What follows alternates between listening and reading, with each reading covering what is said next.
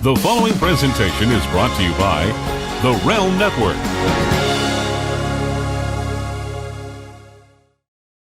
Oh shit! It's Vince Russo! Vince McMahon's best kept secret. I am the Antichrist of professional wrestling. David Arquette won the world title. I've got a wife, 3 kids at home, and I really don't need this shit. How can this show be so awful, Mr. McMahon? I didn't think it was. Viagra on a pole match. And Hogan, you big bald son of a bitch, kiss my ass. Judy Bagwell on a forklift match. McMahon, the family, the Rock, they screwed us all. Now, you're the editor, right? Mankind did it! Jumpy, beat. Goldberg steered Russo out of the cage. I'm from New York. I'll get downright nasty. This is Vince Russo's The Brand. Good morning, everybody, and welcome to the show. And listen, this is a little different kind of a show. Listen, everybody knows I'm living in Colorado now, and I've told you some stories of being that I'm in Colorado and they legalized marijuana, and you could buy marijuana on every corner.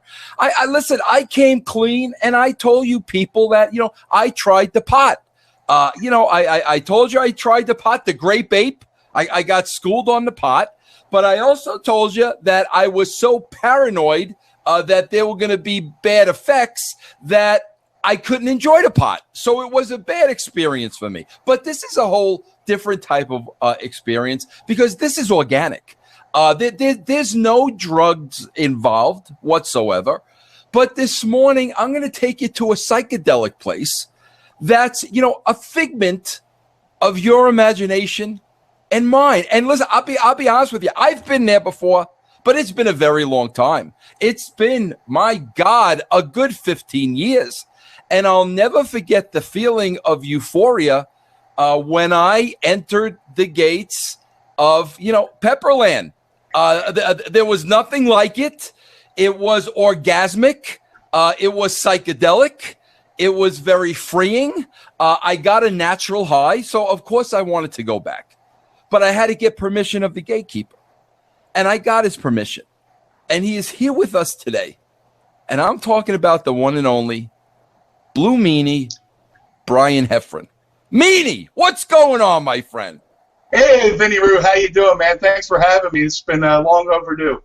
Yeah, bro, I got to tell you, listen, when you first came on and you tested the headsets and the mic and everything, bro, I got to be honest with you. I'm not used to seeing you like without the blue goggles, without the blue gimmick. And bro, I got to tell you, bro, between you and me, Meanie, very attractive man. Oh, well, thank you. I'll hit you up on Snapchat later, and we'll have a tryst. Well, I'm in Clark Kent mode right now, so it's my everyday Joe Blue Meanie kind of look. So very attractive man. But Beanie, I have to bring this up, okay? Sure. Listen, bro, listen, I'm about, I looked at your age today to see how old you are and everything, and I'm about 12 years your senior. But I think it's safe to say that, you and I, there's no question, bro, you're from Jersey, right? Yeah. Well, Philly, Jersey.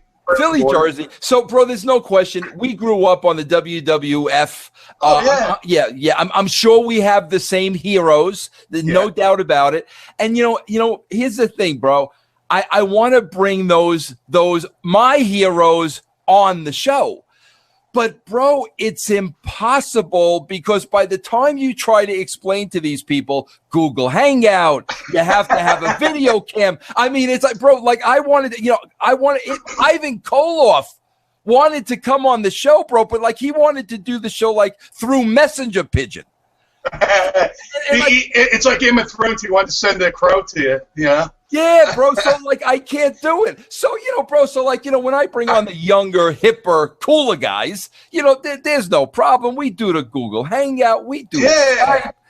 But then I invite you on the show, and bro, I'm dealing with Ivan Koloff Jr. over here with the technology level that you bring to the table, bro. It's all good, man. I mean, you know, like I just said when we logged on, this is just like the Jetsons right here, man. Because, I mean, we seen this stuff when I was like 10 years old, and here we are talking face to face. You're in Colorado, I'm in South Philly, and I'm 10 minutes from the ECW arena, man. This is a pretty cool thing. Yeah, because, bro, I got to be honest with you. I thought you were dodging me at the beginning. Like, bro, I was chasing you like, you know, you were the high school football quarterback star, and I was the cheerleader chasing you, bro, for a little while there. Well, you're chasing me so well that actually you think I'm attractive now. So, I mean, it's like, here I am. But, no, I right now, all I use for internet is like a tablet, and the tablet doesn't work with this gimmick. So I have a friend next door whose computer system is like NASA, and he's a sound engineer, and he's got a great setup here. So I was like, if I'm going to do it, let me come over here and do it right. So we were going to set up like a whole professional mic system, and last second it crapped out, so we're sticking with the microphone that comes with the camera. But I love to be here. You say I'm crazy for saying this, but I mean, you're part of the reason for my success in the wrestling business, because without you I might not have gotten to the WWE, so I'm just grateful to be here. I wasn't dodging you. It's just I wasn't technologically sound yet to do this. Bro, I got to tell you, though, listen, I'm going to be honest with you. I don't know if it's the experience in Pepperland and I'm feeling a little high, but I got to, listen, I'm going to say it again. Bro, I bring on a lot of hot girls on this show. Like, no doubt about it, bro. I use my stroke to bring on the hot girls on the show, bro. And then, bro, here's the thing. I hide behind the guise of, I tell them, listen, I'm 54 years old. I've been married for 31 years. I've never cheated with my wife. So, you know, I'm harmless. And then, like, I use that as a license to, like, flirt the crap out of them. You know, I mean, forget it. But, like, I'm bringing that up again because, bro, I'm looking at you. Bro, you got the salt and pepper beard going. Bro, you look like a movie. And speaking of movie star, I got to tell you, bro, I was going through your Wikipedia today, and we all know we can't believe like everything in Wikipedia. It's horrible. But bro, there were quite a few film credits. Yeah, Can you talk to me about that side of your career? I knew nothing about that, bro. I've been very fortunate. You know, I have I'm lucky to have very talented friends. Friends who make independent film. My first independent film was a movie called Communication Breakdown with my friend Richard O'Sullivan, who works with NBC now and stuff like that. And from there, it just grew. I'd start doing a bunch of horror movies with a friend of mine named Len Kabasinski, doing a movie Curse of the Wolf, Fist of the Vampire, and just having fun. I mean, and the cool thing about doing movies is you and I can relate to the fact that we're used to live, one take, you know, one and done, do it. Where, you know, other guys need multiple takes. And they were surprised that, you know, a pro wrestler was able to do one take and have it done, because we had the pressure of live television. You do it right the first time or you get booed out of the building. So to me, I mean, just doing movies is just like doing promos. And, you know, it's without all the bumps and the pain. You know, so now, bro, is it fair? Listen, I don't want to pat myself on the back or take credit for anything. And like, bro, listen, you thanked me for, you know, helping you get into WWE, bro. That's ridiculous. You got into WWE on your talent, but bro, is it fair for me to say that there might not be a movie career without the Blonde Bitch Project where it all began, bro? I mean, can I take that? Is that fair for me to say, bro? That put my toe in the acting pool. You know, and believe it or not, just the first snippet of that aired on the very first SmackDown, and to this day, people still ask, "What was the Blonde Bitch Project?" And you know, I give them the synopsis. They're like, "How come they didn't air it?" And it's just like, bro, can I tell you something? Like, I don't think you'll even know. I want to fill you in on like a part of the story that's so fascinating to me. And bro, what a crime that stuff never aired. But you know what, bro? Maybe now with the WWE Network, it'll see life. Yeah, who knows? You know. But listen, I have to tell you this. I'll never forget this as long as I live. You know, me and Ed Ferrara. Ferrara lived in the woods. Why he was living in the woods, I don't know. Who knows what was going on with that guy, bro? Maybe he was going to Pepperland. Yeah. Ferrara lived in the woods, and listen, the Blair Witch Project was the hottest thing at the time. Brian, I don't think people understand this, but bro, this was like at the very start of social media, and the campaign around the Blair Witch Project was that people didn't know if it was a shoot or a work. I stood in line for that movie, and people were talking in line like they were going to see a documentary, which was awesome. Yes. I'm like, really? That's hard to make people understand 15 years later, you know, but at that time, bro, that was cutting edge, you know, no question about it. So, of course, you know, we make the decision we're going to take advantage of this, and who freaking better, you know, than you and Stevie. Like, bro, honest, I'm not saying this because you're on my show. Bro, there's no other two guys that could have done that.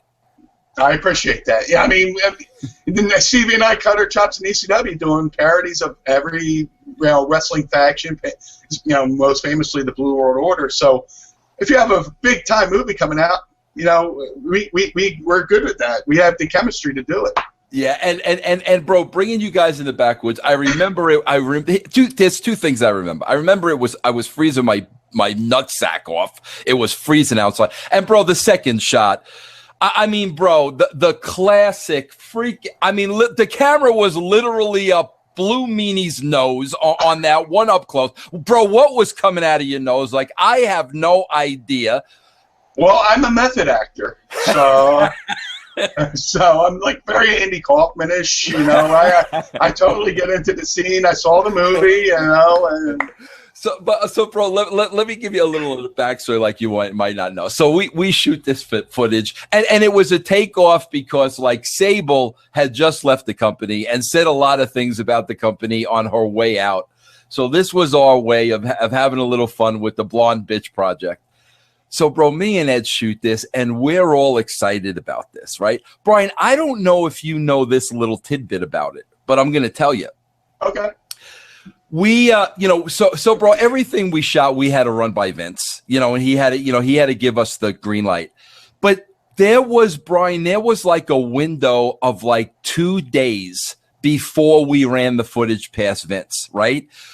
Brian, in those 2 days, there was an article in the I think it was the Daily News, but anyway, you know, because now the Blair Witch, the weekend came out, it was huge, bro. Everybody was talking about the movie. They still didn't know if it was a work or a shoot. There was an article in the Daily News, and somehow, bro, they caught wind that even the WWE shot a parody of this film. Did you know that, bro?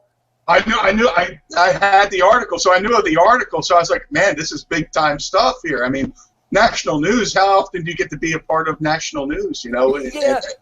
Yeah, and Brian, like, we were really on the cutting edge because, like, I think they just did something on SNL about it. So, like, we were right there. So, like, me and Ed are reading this article. Like, how the freak did they find out we shot this in your backyard?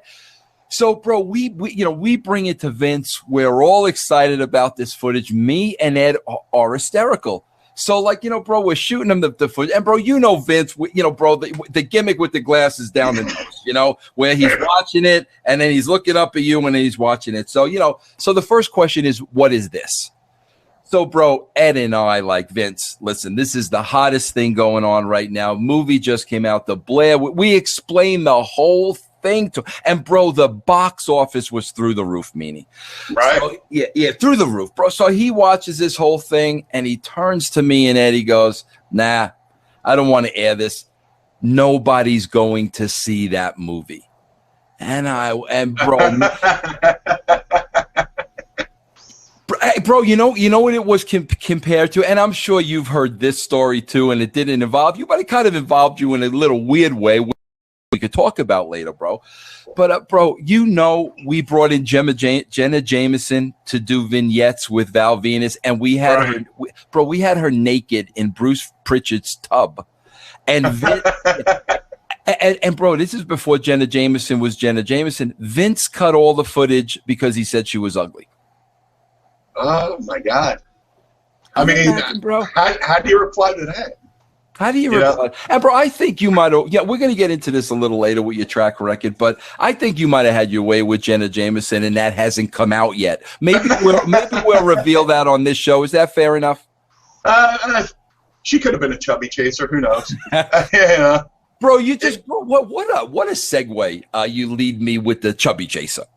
Because I'm going to ask you this, bro. I have to imagine, somebody like you, especially Philly, Jersey, I have to imagine, bro, you went down the path of a lot of the other guys where growing up you wanted to be a wrestler, yes? Yeah, oh, absolutely. This is the only thing I wanted to do. Pro wrestling, I wanted to make my main source of income. This is all I ever wanted to do. I didn't study for, rocket science. I didn't study to be a dentist or a doctor. I was reading the aftermags. I was reading the newsletters. I was spending my Saturdays, channel surfing, looking for any wrestling. I found pro wrestling from Hawaii, and I'm like, oh, this is great. It's on the Financial News Network on a Saturday with the news ticker running. I just had to see pro wrestling, and this is all I've ever wanted to do. Okay, now, bro, I have to ask you this. And again, I don't know. That's why I'm asking you. Okay, that's why I'm here. Yeah, and you brought up Chubby Chaser, not me, bro. I think I'm pretty self-aware of my ring gear. Yeah, bro, very attractive man as you get older, like a fine wine, bro. I thank you, and I'm very happy in my current state. There's a couple of years I call my dark years, but from 2005 until now, I'm doing pretty good. Between being a coach at the Monster Factory, and I got my first action figure coming out. I'm doing stuff with Pro Wrestling Tees. I'm having a good time. I'm in a good space right now. So for you to say I'm handsome is just the cherry on top of a very hot, sexy, fat Sunday. But bro, you're getting way ahead of yourself in this interview, bro. Listen, I gotta explain something to you. I've been called the Oprah of podcasting. And bro, I got to tell you this too, bro. People have come on this show and cried. That's the level of show we're talking about. So you gotta let me walk through this illustrious career of yours. Absolutely. Now, bro, growing up wanting to be a wrestler, having the desire, loving it. Now, bro, were you? I have to think this too, and I could be totally wrong, but I have to believe. Were you looking at it early on from the entertainment, character, storyline aspect, or was it really the wrestling? There's a little bit of everything. I grew up a fan of wrestling, and when Vince started taking a little bit cartoony, as a fan, I kind of got a little angry because just for the fact that I think my early, wrestling's a work, and we're all workers, and we're all trying to sell ourselves. My earliest form of working was trying to sell to my cousins that pro wrestling was real. So, that's so fake. They stopped their foot. No, bro, they're using that for momentum to hit them. Oh, those turnbuckle pads are padded. Yeah, but do you see the steel underneath it? You can kill a guy. So my early form of working and protecting the business came as like, an 8-year-old kid, fighting with my cousin Jimmy saying, nah, it's legit. So when Vince started going the entertainment route, with Saturday night, like I distinctly remember Saturday night's main event when they were doing the wedding, Uncle Elmer's wedding. I'm like, how do I defend this? How can I defend this? I could defend what happens in the ring, but they're doing the backstage skits and stuff like that. I'm like, but, thank God for that stuff because he gave me an outlet to, be the blue-haired, the goggles, the hair shirt, Daisy Dukes, and, me to be me. I think I came along 10 years maybe too late because in the 80s my character probably would have been a little bit even more bigger than it was. And I want to ask you about that for a second, but bro, I had to just write a note to myself because you just gave me a great idea for a new character, bro. You know what bro, everything has been done in wrestling, bro. Can you imagine? You just gave me the idea, and bro, listen, feel free to use this at your school, the Monster Factory, because bro, this would be over huge. Could you imagine a character, bro, that comes into wrestling and they think it's real? Bro, and can you imagine the possibilities, bro?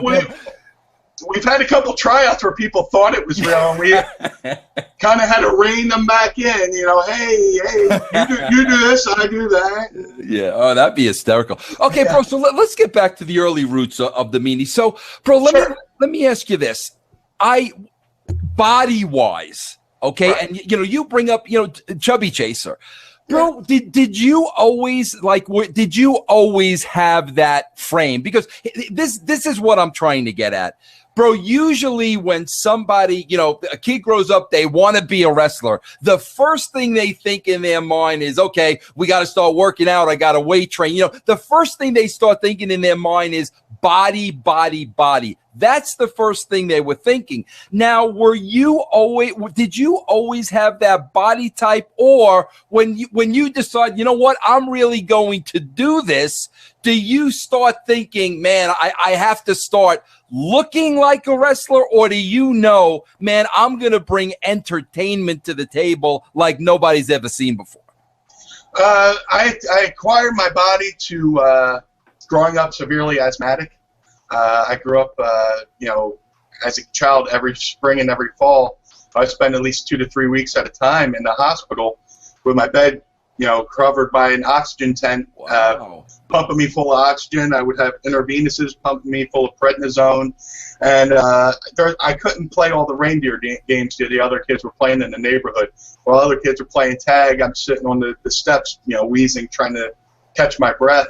And while other kids are at recess, I'm sitting on the sideline watching it. Most notably, when I became around when I was 12 years old, my grandfather used to have to come to school with a nebulizer machine, and while the other kids are out at school, out at recess, playing tag and dodgeball and all that stuff, I'm sitting in the cafeteria with my grandfather, breathing in oxygen.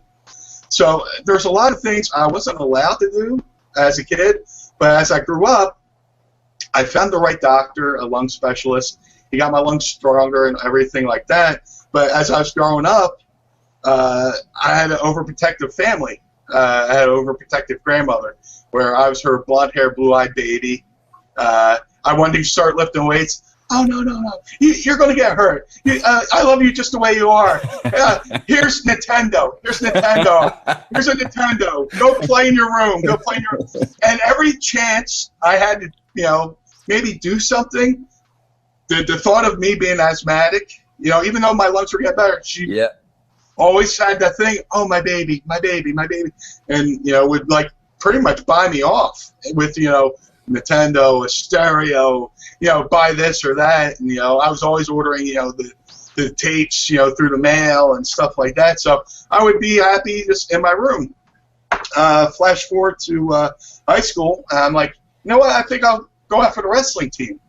And I went to Atlantic City High School, and they got rid of it my sophomore year. I'm like, what am I going to do? I tell the kids at the Monster Factory, amateur wrestling is the base of pro wrestling. If you're going to build a house, you don't start with the roof, you start with the basement. Mm-hmm. Amateur wrestling is the basement.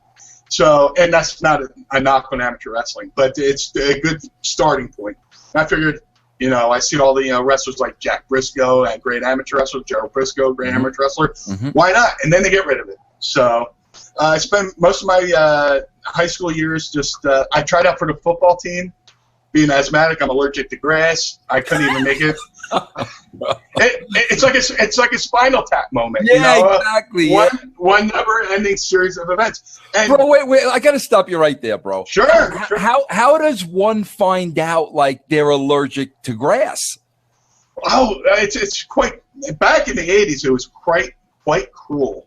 They would stick your arm with 50 little holes, and then they would put little droplets. One was peanut butter, one was grass, one was... growing up, I was allergic to peanut butter, peas, grass, dogs, cats, everything. Jeez, I was allergic, I swear to God. But thankfully, I found a lung specialist who got me on the right medications. And unfortunately, one of the medications was prednisone, which is a steroid. And if you remember, later on in life, Jerry Lewis started taking prednisone, and he ballooned up like that. Absolutely. So I was an 11-year-old kid taking prednisone. I ballooned up. I started prematurely growing facial hair, getting teased at school. Wow, really, bro? Yeah. All this just to better my asthma. But hey, bro, let me stop you right there now. Do they know? Bro, you're an 11-year-old kid. I mean, I'm sure they know before they prescribe this to you that those are going to be the effects. I mean, do they know that? And do they tell you that? Yeah, they weaned me on it, and then they weaned me off it because if you just quit it cold turkey, everything just shuts down. So I'd have to take one day. I'd take 1 pill, then 2 pills, then 3 pills, then 4 pills, and I'd take a certain amount, and then I'd come off it 5 pills, 4 pills, 3 pills. Just as an example there. But those side effects. So, bro, you're going to school and you're ballooning and you're getting the fish. And bro, we all know how cruel freaking kids are. And I mean, bro, were you in the position where you had to try to explain it to? I mean, that had to be horrible, bro.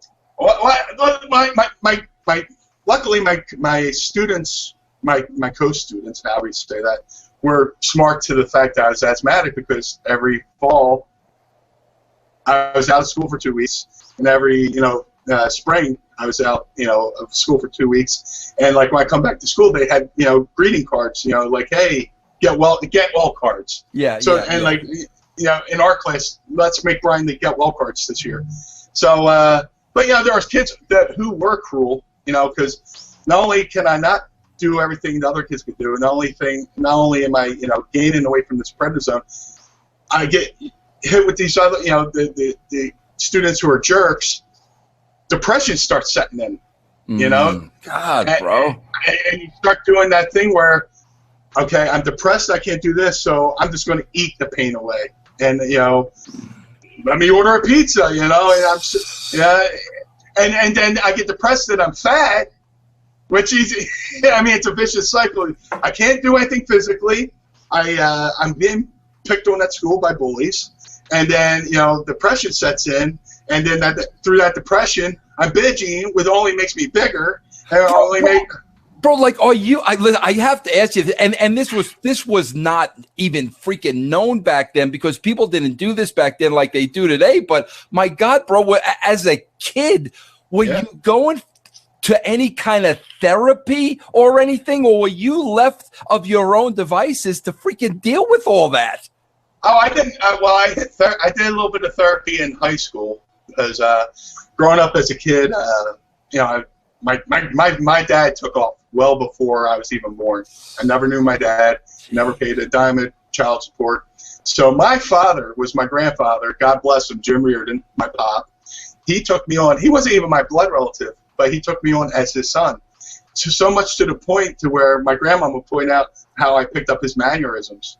He would, I would he'd walk me to school. He would, we'd go food shopping. We'd do all this and that. And I was around him so much that I became him. And even in this day, everything I do, I go, what would Pop would do? But, kind of get off track there. So talk to me how, you bro, so much you're going through as a young kid. So how do you start working your way through that? Just to get better? Just everything that was going on in your life at that point. I had happy distractions. 2 of the greatest distractions of my life were three. Pro wrestling, the comedy of George Carlin, and the music of Eddie Van Halen. I'd be in the hospital, I'd have my Walkman and my Actor Mags. And my Walkman, I would have Van Halen's Fair Warning album, and I would read through the Actor Mags, and I'm reading the storylines in Memphis, I'm reading the storylines in Continental Wrestling, I'm reading the storylines in Portland, and that was my escape. And that's where I would spend my days just fantasizing about wrestling. And even though I was asthmatic, don't get me wrong, I broke every single piece of furniture doing the Jimmy Superfly snooker splash off the dresser onto the bed. And my grandfather was like, "What are you doing up there?" Nothing. How do you explain that I just did the Superfly splash, and broke the box spring? So, but bro, let me ask you this: as you're going through all this, bro, you're an 11, 12-year-old kid. I mean, an adult wouldn't even be able to handle this. Bro, as a kid that young, how are you even seeing a light at the end of the tunnel? You as an 11 to 12-year-old kid, and you going through all this. I would think at some point you have to believe, like this is the way it's always going to be. Like, what was your hope spot? My hope spot, my hope spot was getting to high school and learning about, that there's wrestling schools.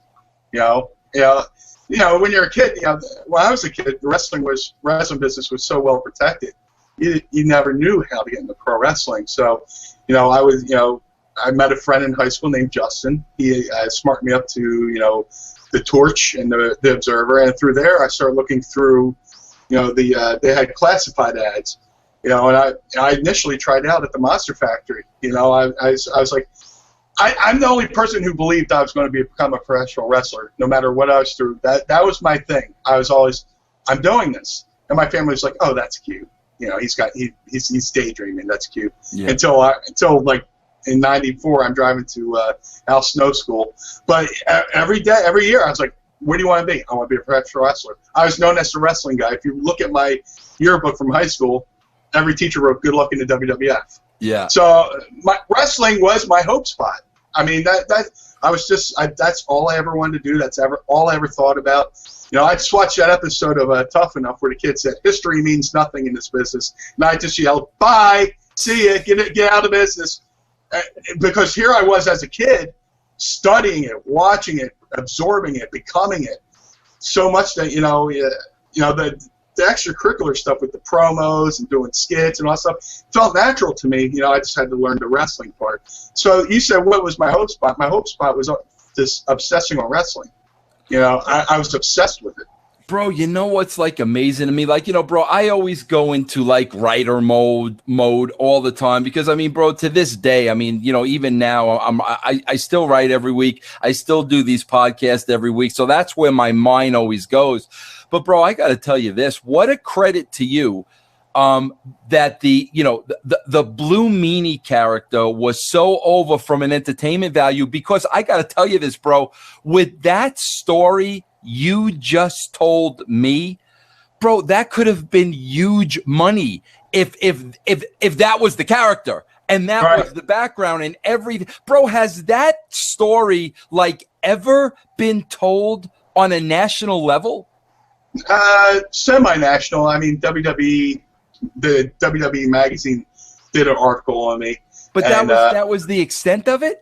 That's pretty much it. Oh, and Kevin Kelly came up to me at TVs and said, "Oh, that's an interesting story." He's like, a lot of people didn't know that about you. And I was just like, "Well, that's my story."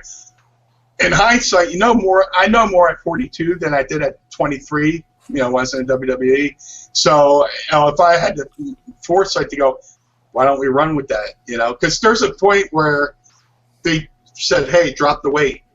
So I dropped 160 pounds. I could have, if I had the foresight to say, why don't you guys follow me on my journey to lose this 160 pounds? So I lost 160 pounds and I wound up still getting fired. But, that could have been a great storyline. Just like you said, you're always in writer mode. I'm always in promo mode because, I'll be walking around. My girlfriend will see me just talking to myself and she goes, "You're in wrestling land, aren't you?" I go, "Yeah." I'm walking down the street. My friend pulls up in the car and goes, "Are you talking to yourself?" I go, It's wrestling. Don't worry. So go I relate to you saying you're always in writer mode. I'm always in promo mode. I'm making up fictional storylines. I'm arguing with myself in my head, cutting promos back and forth. And bro, I want to get to that weight loss story in a minute, but like I'm not there yet. I'm not there yet. I want to get there. The first thing I want to ask, obviously, bro, listen, if you could see anything behind my office, if you look at my Twitter account, bro, I'm a huge freaking Beatle mark. Bro, number one on my bucket list, and the only thing I ever wanted to do in my life was, walk across Abbey Road. And that's the picture on my. I see it right there. Yeah, I did, bro. I did literally, bro. That happened like less than 6 months ago. And that was it. So, bro, obviously, I have to ask you about the Blue Meanie. character. I want to ask you a couple of things. First of all, bro, like, how did that come about? What was there ever a Beatles influence, or did you just see this character, you know, that you kind of were drawn to? Luckily, thank God for Scott Levy, aka Raven. He found me on an independent show. This is kind of the backstory to lead up to that.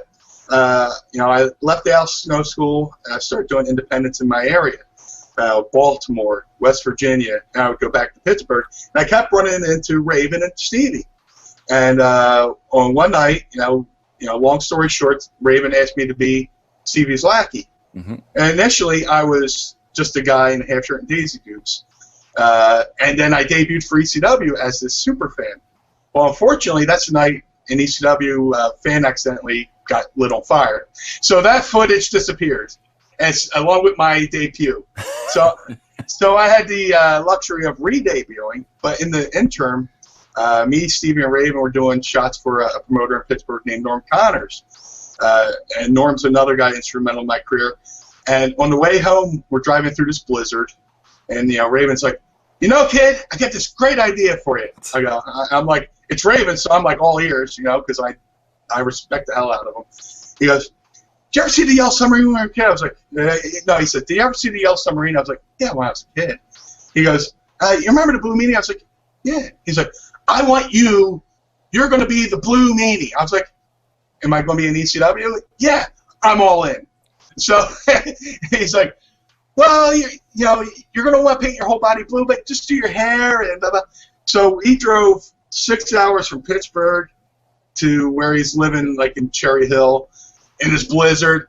And as soon as Blockbuster Video opens, we go and rent the movie, and we sit there and watch it. And I was like, I am too sober to watch this movie right now. I am too sober to watch this movie. But to his credit, to Raven's credit, he thought the character I was already doing before the Blue Meanie, is kind of what I'm doing now. But in the beginning, he wanted me to be the letter of the law to the character. So Raven would have me watch it constantly. And then he would sit in the chair. Like today down at the NXT Performance Center, they have skull sessions where they throw out a random topic, you do a promo on the topic. Raven was doing this back in '95 with me. He would sit in the chair and go, Meanie, Blue Meanie, do a promo on toilet paper. And I would have to cut this promo about toilet paper, just as a mental game, And in the beginning, I was sticking to the letter of that Blue Meanie character, but then we're driving to a show, and Raven brings up the fact that he wanted me and Stevie to be the fabulous ones. And I was like, oh, that's great. And he had his practice in the Fargo Strut. So through the parodies, I kind of started becoming myself in the character, and a little bit. I mean, I still had the mannerisms of the Blue Meanie that I painted, but I started bringing a little bit more of myself out into the character because growing up, like I said, pro wrestling, Van Halen, and George Carlin, I used a lot of my facials are George Carlin inspired, where I'm like, or that's comedy. That's for my comedic upright. And the Meanie face is the face my grandfather used to make at me when I was a little baby in the crib. He'd look over me and go, yeah. So it's a tribute to my grandfather. But yeah, I am a Beatles fan, but I never saw myself being the Blue Meanie because I was always, I'm pro wrestler. I'm going to be the Zebra Kid, Brian Rollins. That's what my name was at the time. I was like, that's cute. Yeah. I found a pair of zebra tights. Oh, I'll be the Zebra Kid. Genius, right? But I took a genius like Raven. Yeah, bro. Speaking of that, I'm glad you said that, bro, because I have to say this, bro. That guy does not get the credit he deserves. He's fantastic. Bro, I don't even think fantastic is the right word. And I got to tell you this, Meanie, I'm going to be honest with you. Bro, I spent a lot of time with Raven. And I heard, bro, like so many pitches and so many ideas. I mean, for years and years and years. And, bro, like, it's funny because I don't know, bro, it had to be Raven's approach, like, that hurt him. Because yeah. I know, like, he would explain to me, bro, like, how he would approach Vince McMahon with ideas and how he would write everything down and this, that, and the other thing. But I think what Raven failed to understand is, bro, he was such a unique and brilliant individual that a lot of times, you know, he writes down an idea and he gives it to Vince McMahon. Bro, listen, I'm going to say this. I worked with Raven and I worked with Vince McMahon. Vince like isn't at that level. Like Raven like is, bro, he's bro, you know how like there's the fine line between genius and madman? Right. Okay. Yeah, you know that's Raven. Yeah. I mean, that's not Vince McMahon. You know, Vince McMahon is okay. A guy's going to come out with his snake, and we're going to call him Jake the Snake. We're going to have the junkyard dog. It's simple. Right. When Raven came up with something, bro, it was light years ahead of its time. Right. So like I think a lot of people didn't know how to react to him. But, bro, the guy was a genius and had an influence on so many freaking people. He doesn't get the credit he deserves. Yeah, me included in that because, I mean, look at the characters he created in ECW. You know, he created the Dudleys. He created me. He you know, created Stevie Richards' persona. He taught Sandman how to sell. He helped Sandman with his psychology. You know, before Sandman and Raven had this feud. And like watching Sandman, and he'll admit it himself, it was like Rock'em Sock'em Robots, where you know it was like lifeless. And Raven taught him how to sell. So, you know, say what you want about Sandman, he learned tenfold from working with Scotty. And it's funny you say this in his approach because I just did a show a month ago, and it was the BWO and Raven all in one locker room hanging out. And Scott, I think Scotty's, you know, found some good kind of peace with himself because he's like, you know, back in the day, I would argue and fight for my points. You know, like Paul Heyman says in his documentary, he's like, Vince always says, pick the hills to die on. And you know, he was just dying on every. You know, Raven admits that he was dying on every hill. You know, yeah, but bro, if you worked with him, you knew, and especially bro, when I look back now, I know like how ahead of his time he was. Because I have to tell you this, Brian, bro, I think I'm a pretty good judge of the it factor. Like I can look at somebody, I think I'm a real good judge of that. I think I know that. But bro, I got to tell you, I'm going back now to when TNA started in 2002. So I'm going back 13 years, bro. I'm going back with the young CM Punk and the young Mickey James. And, bro, I'd be the first one to say in 2002, I did not see it. Really? And and there was Raven, bro. CM Punk, LaRue was Mickey's name. I mean, bro, shoving them. And when I look back now, I'm like, bro, the guy was just so ahead of it. But you know what, too, Brian? I think you'll appreciate this too. Somebody that brilliant and so ahead of their time in the wrestling business, bro, unless it is a Paul Heyman, bro, you are going to be cock-blocked and kept so far away from the business because you're so brilliant, bro. You're going to be a threat to people, and you know wrestling is all about protecting your spot. I mean, would you agree with that statement? Yeah, if I can use an analogy, it's like kind of like the scientist Nikola Tesla. You know, when he died, they burned all his materials because he came up with stuff light years ahead of its time, and people were afraid of some of the things he was discovering. Raven is a genius, no doubt about it, and sometimes he might have been too smart for his own good.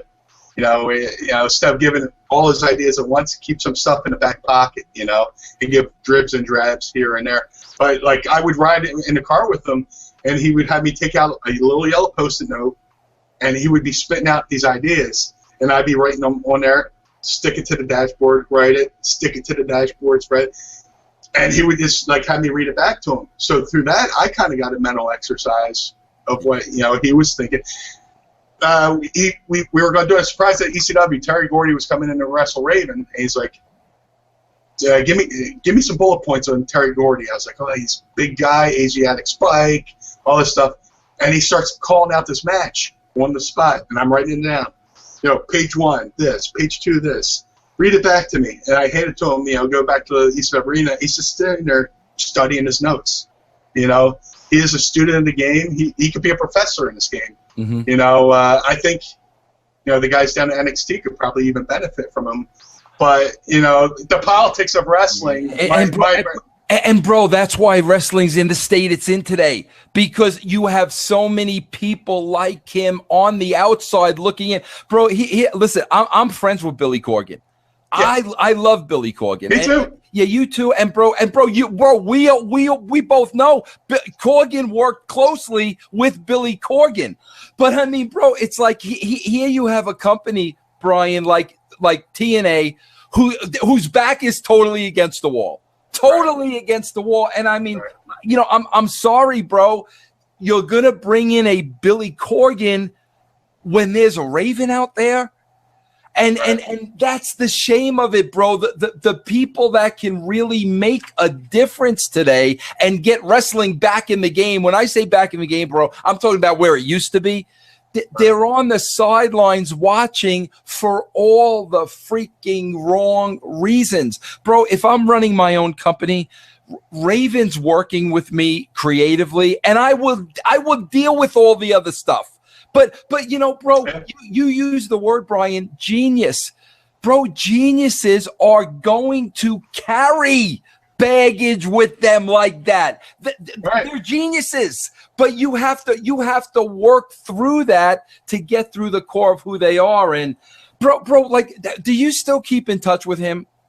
With Raven? Yeah.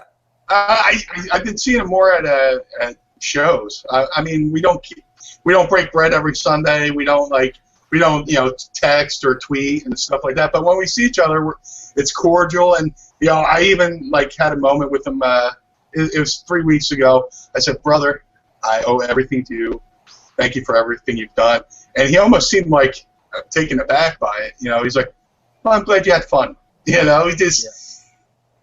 knows the brain he has for this business. And, it's a shame it's not being utilized. But, he said, TNA hired Billy Corgan. Billy Corgan is a good creative guy, storyline, stuff like that. But when you have Raven, it's the storyline stuff that Billy's good at. But he's also in the ring.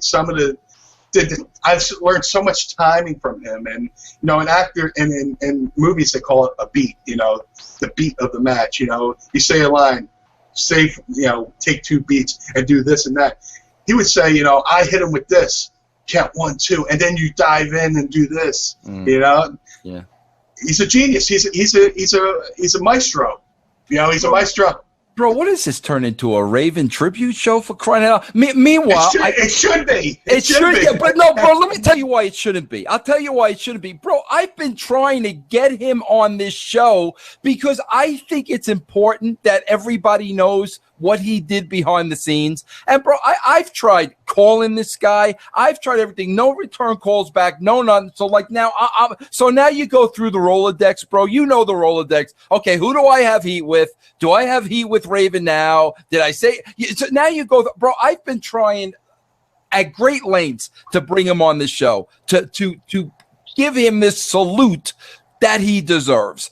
And right. Bro, but yeah, I mean, it's just, but we have to get back to you, bro. It's about you now. That's fine. It's fine. I mean, well, I wouldn't be here if it wasn't for Raven. Yeah, so we have to talk about him. He's unbelievable. And no matter what you say, I wouldn't be here without you as well. That's not true, bro. That's not true. Bro, here's what I want to let's get to this now, because you brought this up, bro. Bro, listen. You're the Blue Meanie.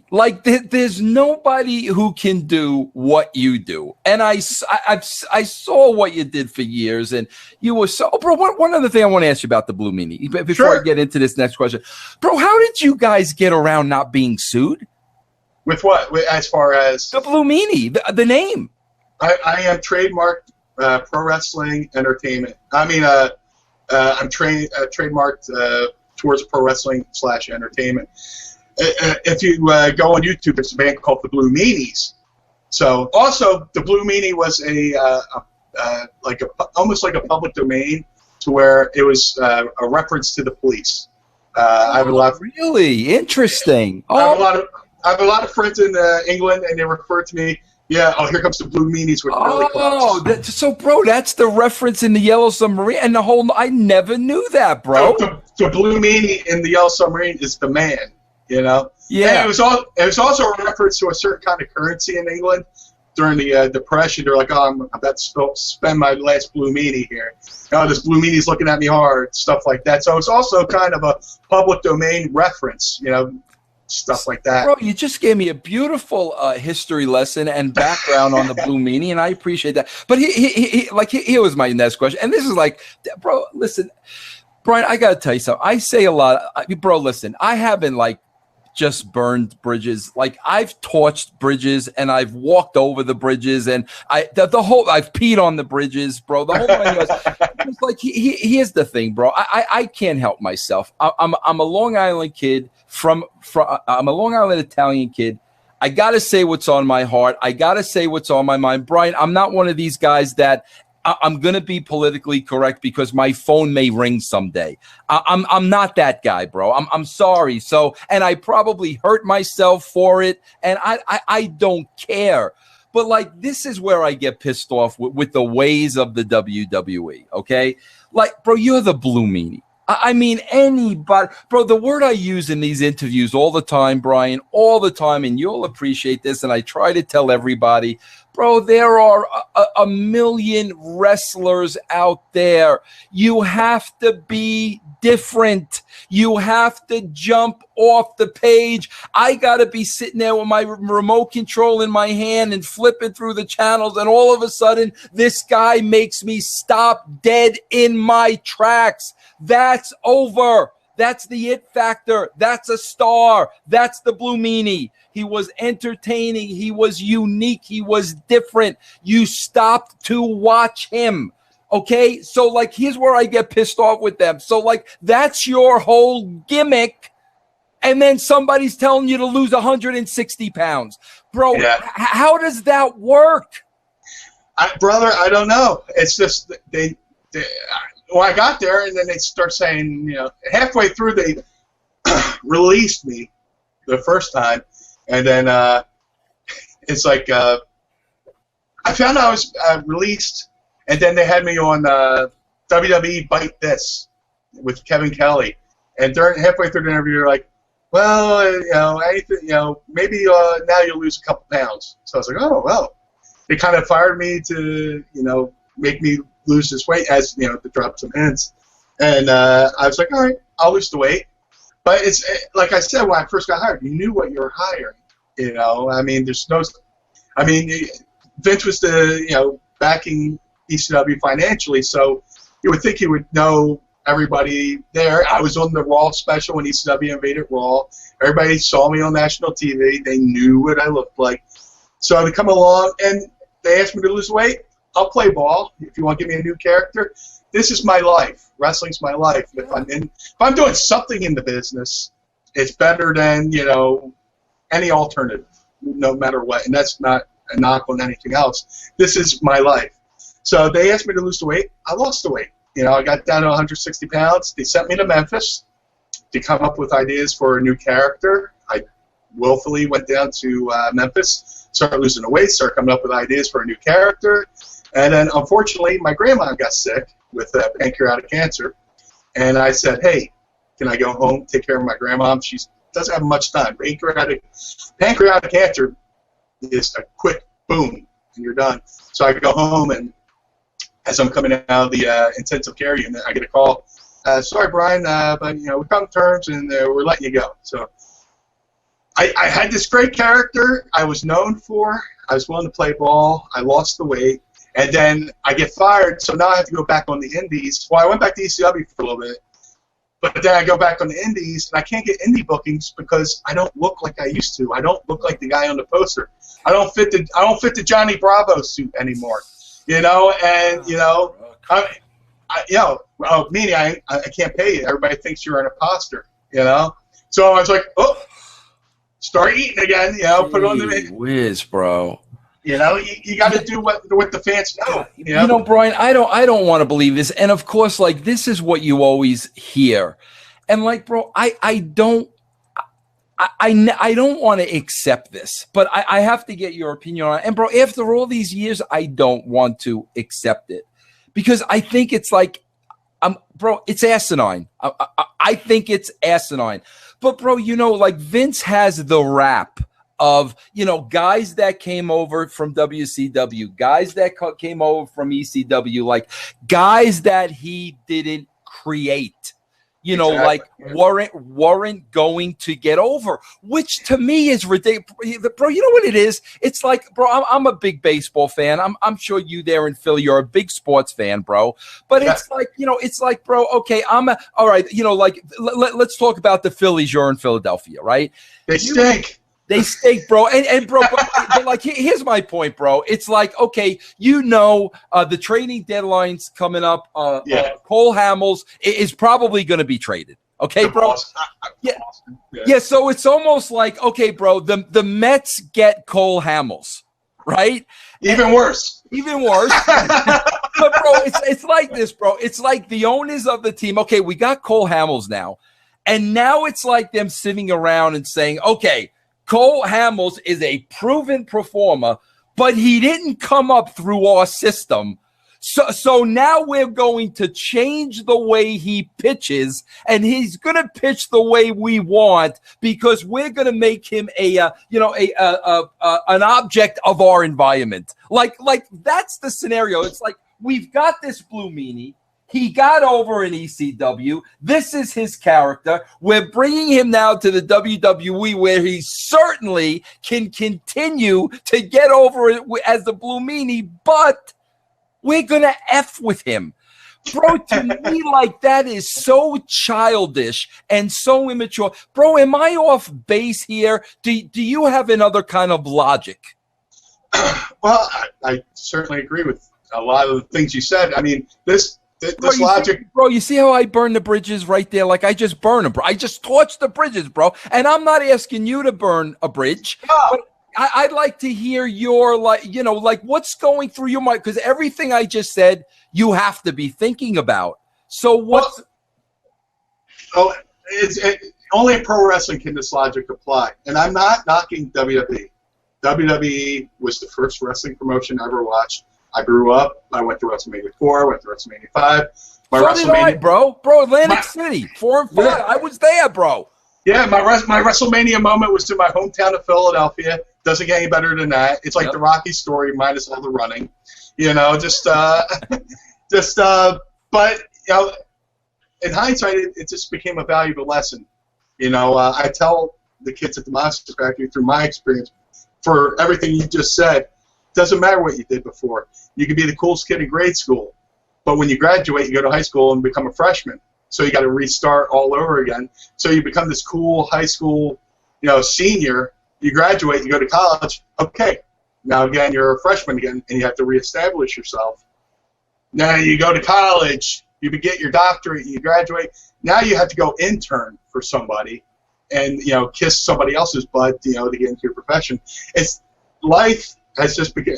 Wrestling is just a series of re-establishing yourself and showing that you're a team player. But when I first went to the WWE, it was definitely an eye-opening experience because I went from this creative freedom at ECW. There's some things I did off the cuff, and we get a reaction. And at WWE, you're just like, I found out some of the things I was allowed to do in ECW didn't apply to the world of sports, the sports entertainment at WWE. And it's not a knock on WWE. I love WWE. It's not, bro. And I'm not saying that to knock them easy either. But I will say this, bro. Sometimes I used to say this to myself all the time, bro. This is not rocket science, and sometimes you make it a lot harder than it really is. That's all. I mean, that's not a knock on them. That's what I'm saying. You got a proven. You got a proven commodity here. You either make money from it or you F with it. You know what I'm saying? Bro, I have to, we got to make a little bit of a left turn here, okay? Hey, but before we make that left turn, speaking of F'ing with people, is it true that they initially wanted to bring me into WWE earlier, and then, like, ECW said I was going to be there, and then they didn't bother telling me to show up? Well, bro, I don't know about that, but I just had this conversation with Bubba, bro. I don't know how I don't know how much you know of this, but bro, I have to tell you something. Listen, I'm just going to be honest, okay? bro, everybody knows, I mean, Paulie, is praised and he's put on this pedestal and all this and everything else like this. And I'm not going to take away anything Paul Heyman, did or accomplished. But right. I will tell you this, bro. This is why I look at Paul a little differently, because it kind of pissed me off, and I felt like it was a very selfish act on his part, and he was keeping a lot of good talent that had the potential to make a lot more money down, because this was my experience with him, bro. Vince McMahon and Paulie had a working relationship. Okay, so, bro, Vince never watched ECW. He had no idea, who was on the roster, nothing. So he would say to me, okay, Vince, I got this working relationship with Paulie. You watch ECW. If there's anybody that you think, would be of value to us, you let me know. I'll let Paul know, and then we'll bring them over to the company, right? So, bro, I said, no problem. And to Paul's credit, exactly what I'm talking about, when I put on the ECW product, some guys jumped off the page. I mean, and I was like, holy. So to his credit, he created them, like you said, with the help of Raven. It was an ECW thing. Right. But then, bro, like what would happen is I would then go to Vince and say, okay, Vince, I saw these guys, the Dudleys. These guys are absolutely phenomenal. I saw this guy, Taz. Vince, they're doing this BWO gimmick, and I would be excited about these things, right? So, bro, at that point, Vince would go to Paulie and say, okay, Paulie, listen, talk to Vince Russo. He really likes these talents. We'd like to bring them over. Okay, bro? Right. Not once, not twice, but 3 times, Paulie told Vince, well, Vince, I got to be honest with you. They're not interested in working for you or working for WWE. Now, bro, yeah, exactly, bro. That was my exact response. Because, bro, everybody who ever wanted to be a wrestler, the dream wasn't to work for an ECW that didn't exist. The dream was to work for the WWF. Everybody who wanted to be a wrestler. So, like, by the 3rd time, I was like, this guy's full of crap. He's freaking working Vince. These guys have the opportunity to be on the main stage and make a lot of freaking money. And how is this going to happen? And, bro, how it happened and how it began to happen was, I think guys at ECW started figuring it out. And you'll appreciate this. Bubba and Devon went through Blackjack Brown. Do you? Yeah. Blackjack Brown wound up calling me and bringing me together with these guys who I had already suggested to Vince, and Paulie said they're not interested. And then, bro, and then I got a phone call directly from Taz.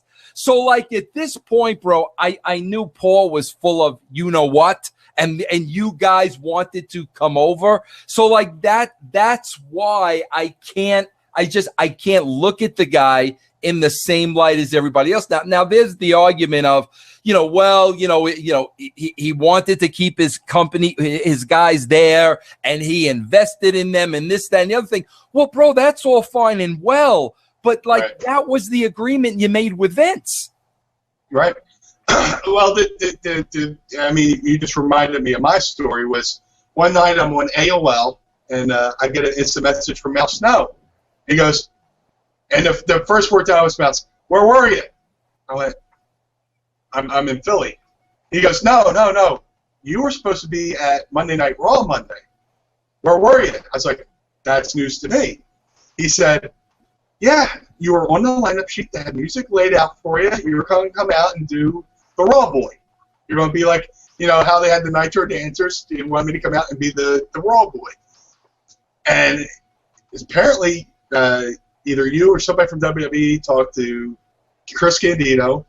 Candido talked to Paul. Paul was like, and then Candido told them, Meanie will be there Monday, as almost like a rib on WWE. So I explained, Al's explained it to me. Candido told them that you were going to be at Raw, and they never told you. They never told me. So Al told me to explain to you what the deal was.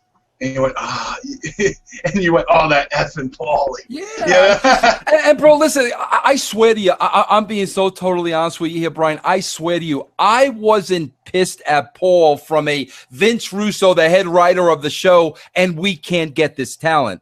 Because, bro, we had more than enough talent. Right. I was pissed off at Paul because it was like, bro, this is the opportunity these guys have been waiting for. This is why they got into the business. You're preventing these guys from going to the next level. But not only that, getting paid a lot more money than you could afford. That's what pissed me off, bro. And like, I didn't even know you guys, but it was like, bro, this isn't right. And if these guys knew, they'd be freaking pissed off. So like that's why I can't, I look at him differently. But bro, we gotta go ahead. That's also the reason why when I got the second opportunity to go there, I would have jumped at the first opportunity, but Al reached out to me and said, Vince Russo wants to know what's your loyalty to ECW. I was like, I work for them. He's like, are you under contract? No, I'm not. Would you like to be part of the job squad? I said, absolutely. And then within an hour, Bruce Pritchard called me. So just kind of like how Blackjack Brown's was used to circumvent to you, used Al Snow to get back to me, and fortunately I got to come up there and be a part of the job squad. And bro, I laugh because bro, like the only one who called me directly, like, was Taz. Okay, bro. And bro, Taz, bro, it was almost like he disguised his voice. Like, bro, it was deep throat. I mean, bro, Taz, it was like the funniest thing, like, secret. We were both on secret probation, and oh my God. He's on the other end of the phone with the disguised glasses, the nose, and the mustache. Hey, man. Exactly. Hey, man, we're doing. Pass, we're on the phone. Nobody sees you. Take it off. Yeah. Okay. Now, bro, can we? I have to do this, like, for my own sake, bro. Can we delve into the personal life a little bit? Sure. Okay. Sure. Can we talk about briefly? 'Cause I have some basic questions. We got to talk about the Jasmine St. Clair years. Briefly. Speaking of being brief. Yeah. I was like I said, I was part of my dark years. Just bro, I want to talk about this first to you. I'm going to be honest with you about this. Bro, if it's anybody else, I would cut them off. But bro, we're going to have fun with this. Because listen, but I have to be honest with you, bro. Every time I saw you, like, you had the blue gimmick, the blue hair, the blue this, the blue that. So I knew Jasmine from Stern because I was a huge Stern mark. So Same here. Go ahead. Same here. Okay, so now, bro, we bring these two people together. I'm like, what the freak? So then the rumor out there is that, well, Meanie's like packing 15 inches. So like, I'm like, okay, that makes sense. But bro, I got to tell you, I'm going to go back to again without all I could see what a handsome man you are, bro. It all comes back to that. Okay. Now, bro, listen, here's the only question I have for you. I don't want to get into your business. I don't want to get into a relationship. But bro, here's the question I have to ask you. Okay. You start, and I'm not even going to ask you like how it came about and get into, I don't care. Yeah, I don't want to. But here's what I have to ask you, bro. Any guy would ask you this. Okay. Sure. Well, bro, first of all, I got to ask you, like, are we, bro, how do I phrase this to you? Are we packing a good size, bro? Man to man? Whoever brought up that rumor, give me their PayPal address, and I will send them $100 just for them starting that rumor. Really? Brother, so bro? No, brother. I'm Irish. I'm hung like an acorn. I'm hung like a light switch. It's just so like, bro, you got to take it's like you got to take the apple out and wave it in front of the turtle for that whole gimmick, bro. In the words of Mick Foley, it's like a koala bear peeking through the bushes. Bro, listen, I have to believe you. I have to believe you're being modest, bro. Well, yeah. Okay. I'm 12 inches if you measure from my ass. Bro, this is the only question I want to ask you on the topic. Yeah. Okay, because I have to know what was going through your mind. Okay, first of all, bro, you find yourself dating, Jasmine St. Clair. I don't know how that comes about. I'm not even gonna ask you about that. But here's the Here's the question.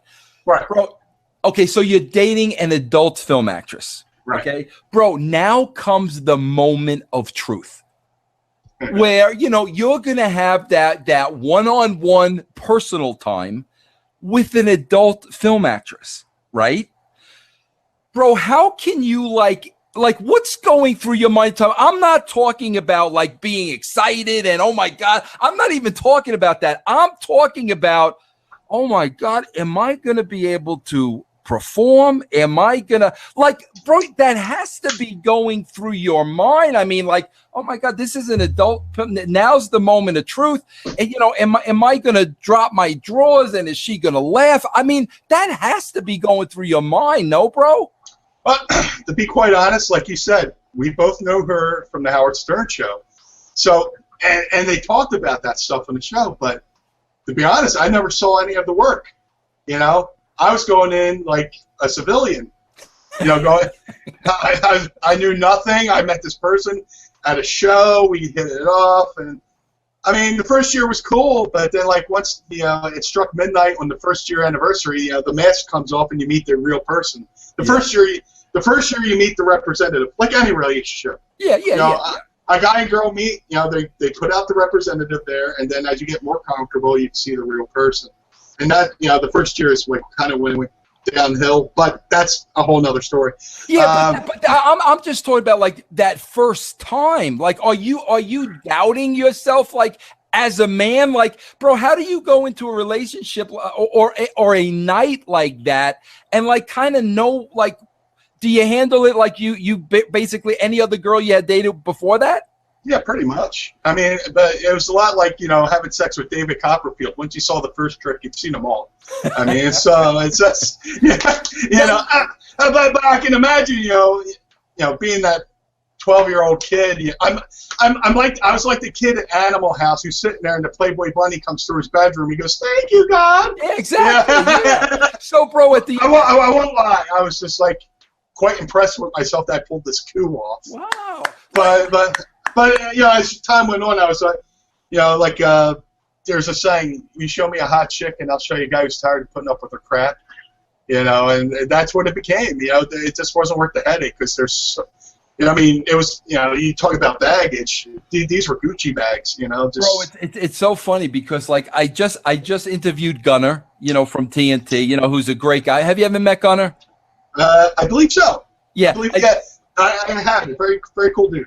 Very cool dude, bro. And I just like I knew he was divorced, and I did some research, bro, and I came across pictures of his wife.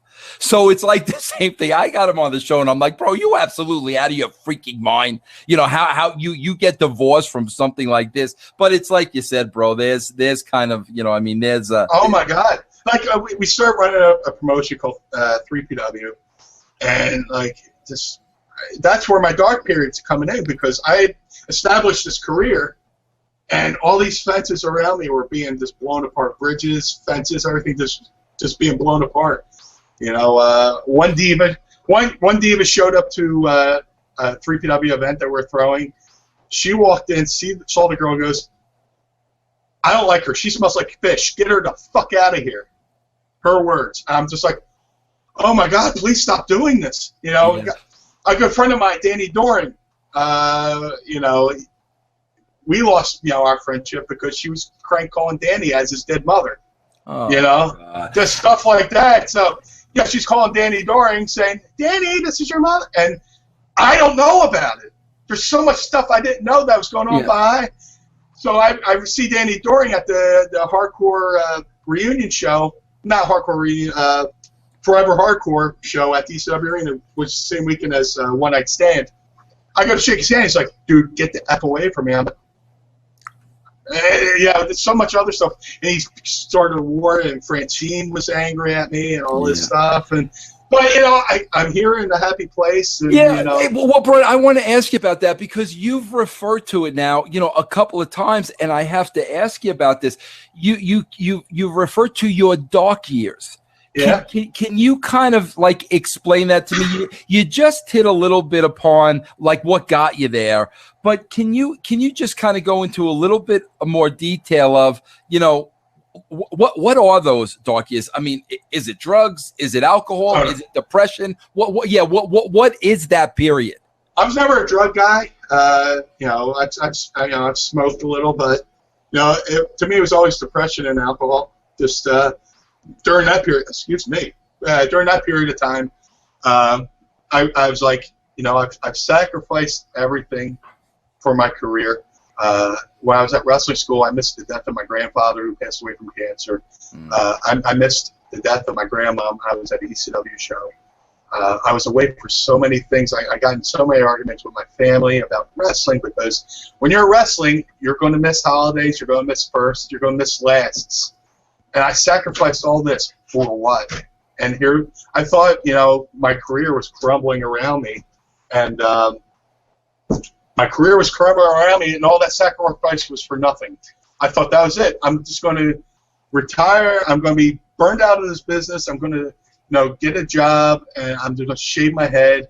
We're doing the 3PW shows. Now it's the Blue Meanie, but Blue Meanie a name.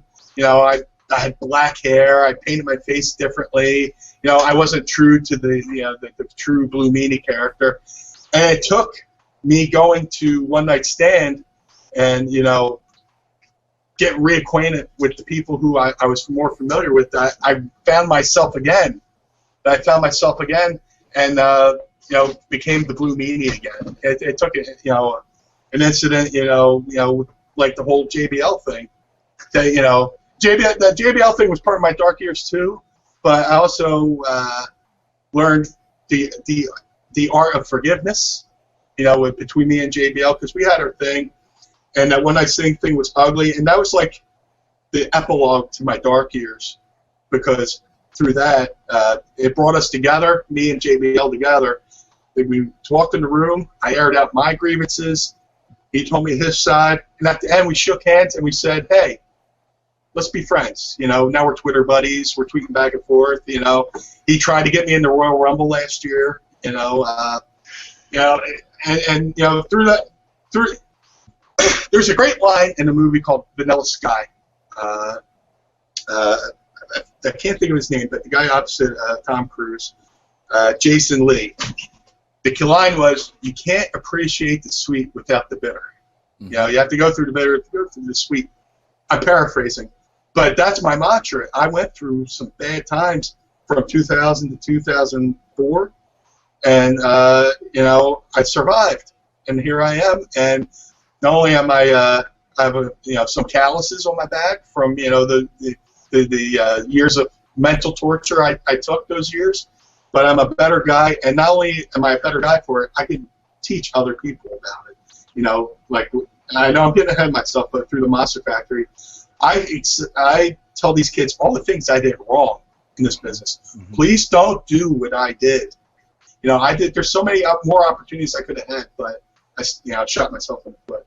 But like those dark years, I would drink, I get depressed, I cry myself to sleep, and but luckily it took an ugly incident like this One Night Stand, to bring me through it pulled me out of the vortex that I was in, and through finding forgiveness with JBL, and and saying, hey, I'm in a good place now, and I'm in a good place. Hey, Meanie, I want to ask you this, bro, because I don't make any bones about this. I let this be known on my show. And I've got a lot of feedback from it, and I hope that I've helped a lot of people with it, even though by no stretch of the imagination am I over it. But bro, like I've been dealing with depression for 32 years, and I still do to this day. And bro, listen, you and I both know being in the wrestling business doesn't help. No doubt about it. But Brian, I want to ask you this, bro, because listen, you'll appreciate this too, Brian. I have the type of depression where, like, there's no doubt in my mind I should be treated for it, but I know that treatment means, being put on some kind of medication. Right. Bro, being around wrestlers and seeing the abuse of prescription drugs and what has happened to a lot of people I was close to, I refuse to take any kind of medication. So, bro, basically it's a situation where I get myself through it. Whatever I got to do, I get myself through it. But on top of that too, bro, like I'm not a drinker either. So like I wouldn't turn to alcohol or anything. I would just, and to this day, bro, I still fight through it, and it's tough. That's why I wanted to ask you. I can't imagine the combination of depression and alcohol. But is the alcohol to just make you forget everything? You know, you're seeing in your mind the world's crumbling. I'm at my lowest of lows. You know, nobody loves me. I don't have a friend. Does the alcohol just kill that feeling, bro? It was just a happy distraction. Because no matter how much I drank, the problem was still going to be there in the morning. And, I'm not talking about, like, leaving Las Vegas type alcohol abuse, but, just enough to, dull the pain and forget what I've been going through and, just try to get through it. And like you said, I don't want to, I'm 42, and I have had the amount of friends I've lost shouldn't have occurred until I was like well into my 80s. Yeah. And honestly, I've lost track of I've been watching TV. I go, are they still alive? And it sounds harsh to say that, but it's a grim reality, And like you said, I just broke my hand, and they put me on narcotics, and I'm glad. I'm so grateful for the fact that not only did I take the narcotics, but I was more happy to get off them than when I was on them, because I just couldn't function. I'd be a zombie sitting in my chair. Right now I'm trying to lose weight. I lost 65 pounds, and getting on those narcotics, I was just a vegetable in my chair, and I put 20 pounds back on, just being glazed.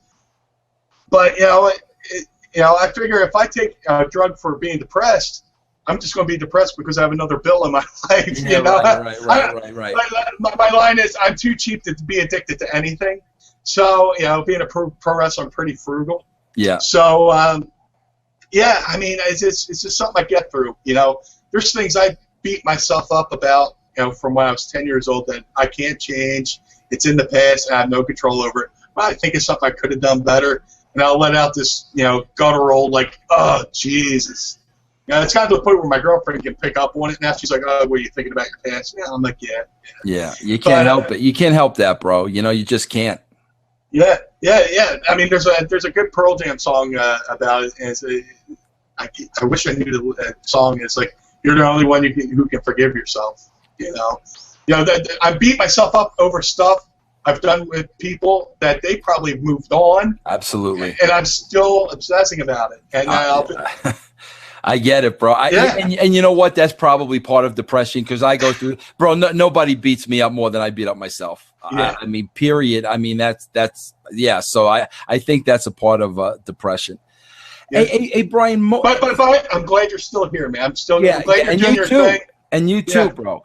Bro, I'm getting the feeling, reading up on you and doing my research, I'm getting the feeling that these days, your heart, is really, at that Monster Factory and the superstars of tomorrow and the next generation of wrestling.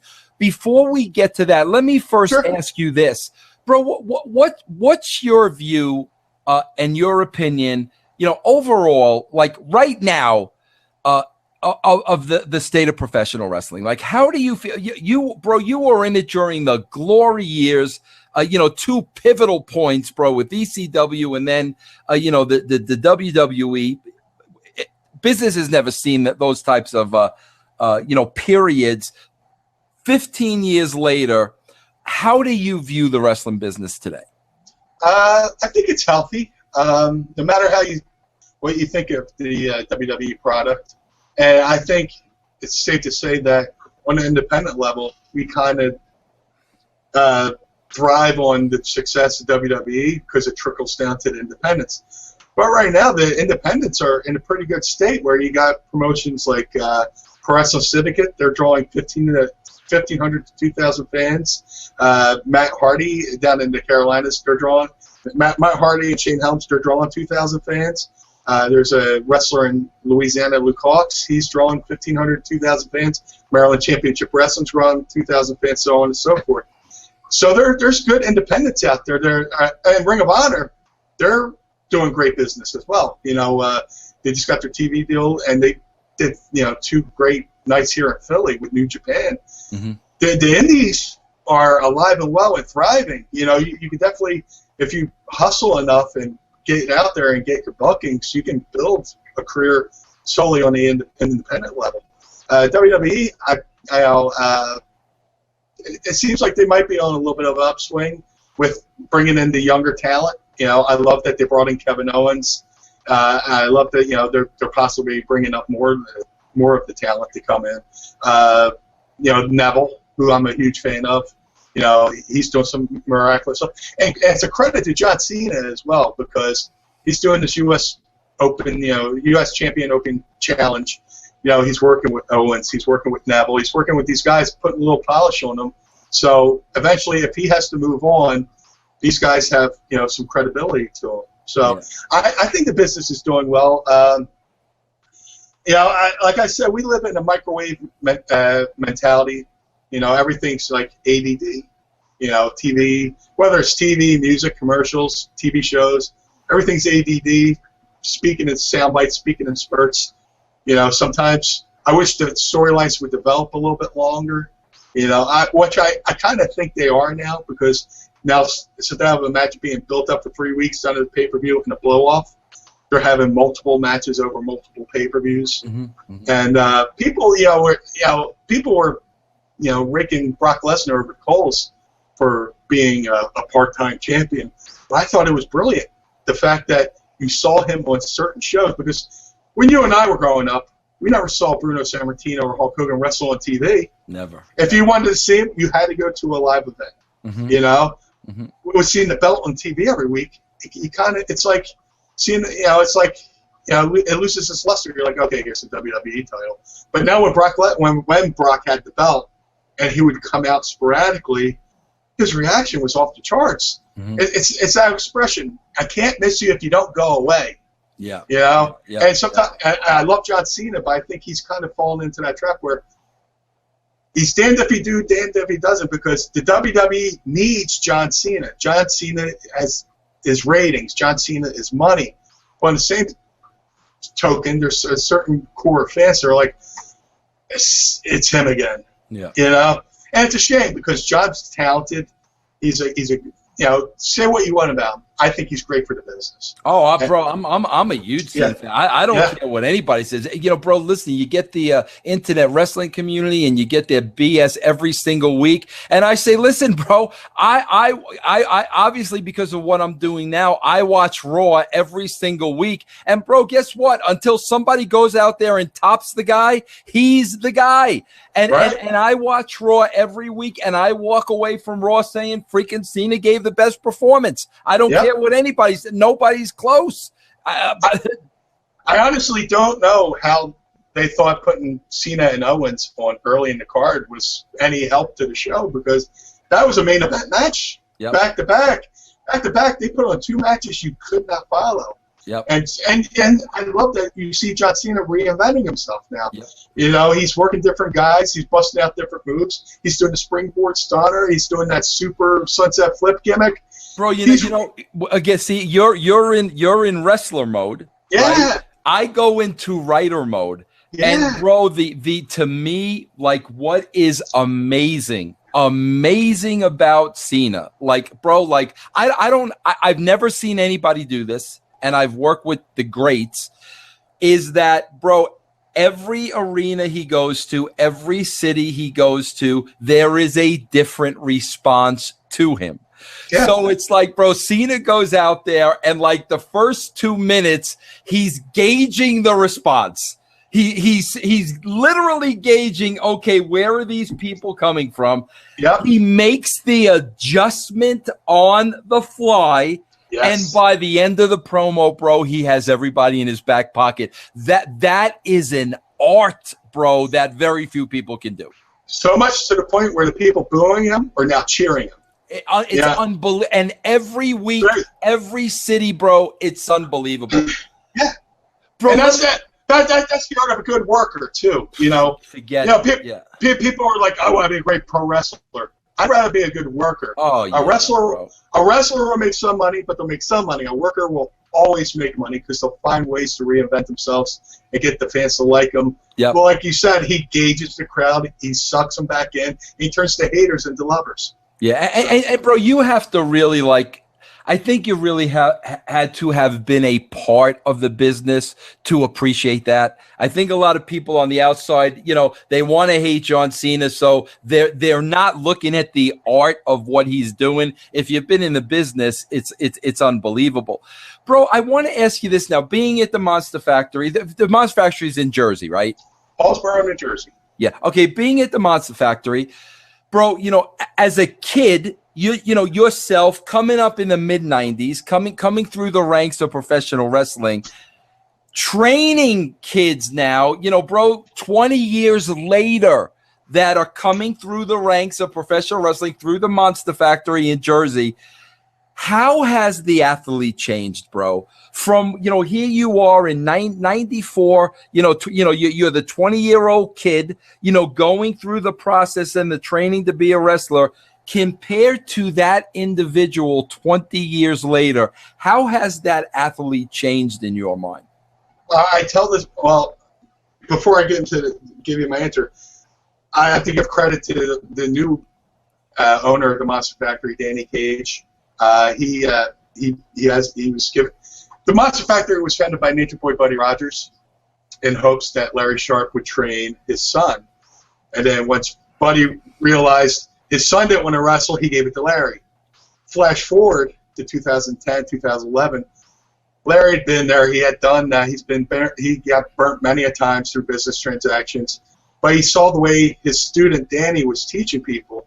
He's like, you remind me of me when I was with the old man, Buddy Rogers. The Monster Factory is yours. So I'm fortunate enough that Danny Cage reached out to me and said, hey, would you like to train here? Because through training these kids, I'm reinventing myself. I'm mentally getting back into the game of how I was when I first started training.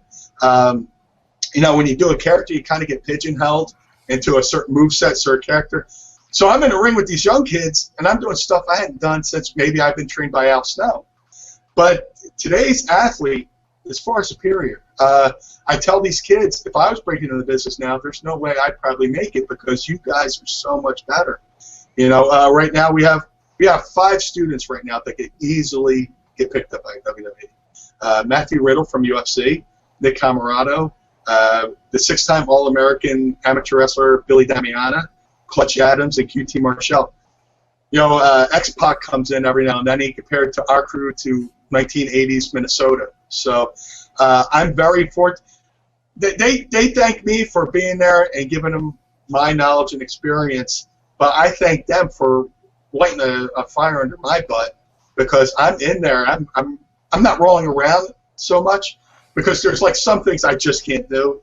But I'm there telling them the behind the scenes stuff too. Mm-hmm. The politics of the business.